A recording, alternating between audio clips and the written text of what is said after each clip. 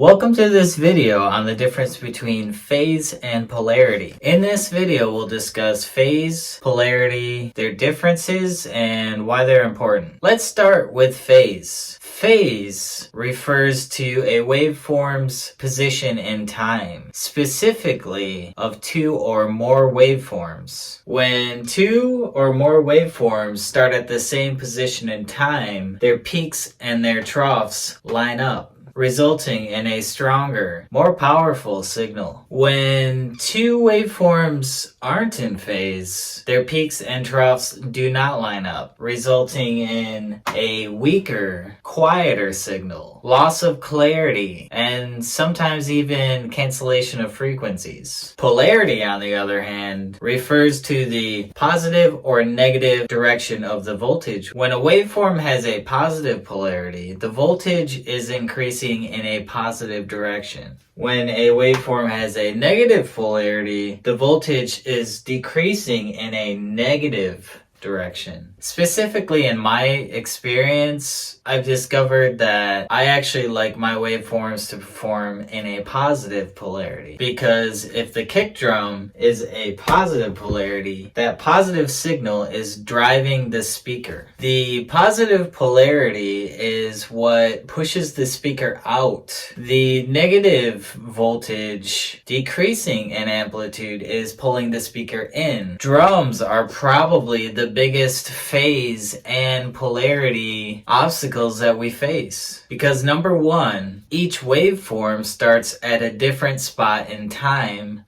based on their location, and two, depending on which mics are placed where, we could be dealing with different polarities. In this video, I'm just gonna break down a basic kick, top of the snare, top of the two toms, top of the two overheads, and we'll say two room mics. There's our kick wave. There's our snare wave. There's our tom wave. Once we get to the overheads though, we're going to find that the location that they start is going to be further in time. So as you can see, there's a gap right there, and the overhead signal is out of phase with the close mics. And then what you'll find is you take the room mics, which are even further away from the kit,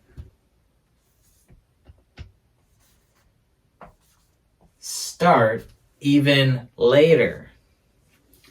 So compared to the close mics, the overheads start later than the close mics, and the rooms start even later than the overheads. So that's the main issue that we deal with phasing in a drum microphone setup. Let's talk about polarity now.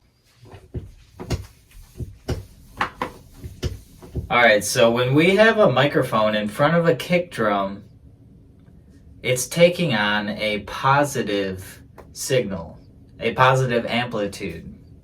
So the positive pressure waves are captured by the microphone, which the kick waveform is capturing a positive polarity. Okay? So when we put the snare drum in the mix and we put a mic on top of the snare drum, so the microphone is actually capturing a negative pressure wave from the snare drum. So on the snare drum, we have a negative amplitude. Then we throw two microphones up top, capturing the cymbals, which is also capturing a negative pressure wave. And then we throw some room microphones out here, which are also capturing a negative pressure wave.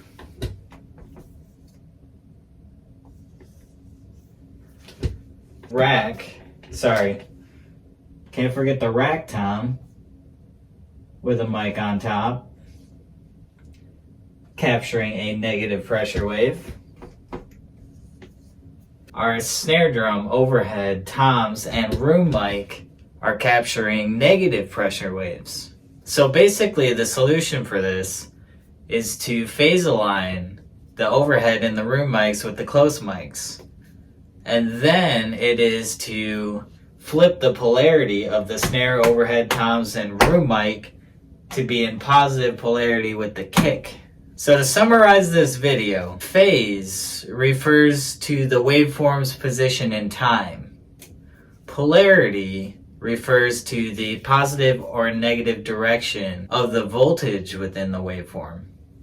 The amplitude, the pressure wave. And what I found in my personal experience is to go for a positive polarity and also to try to reduce any phase cancellation or delays. Thanks for watching. If you have any questions or comments, please leave them in the comment section below.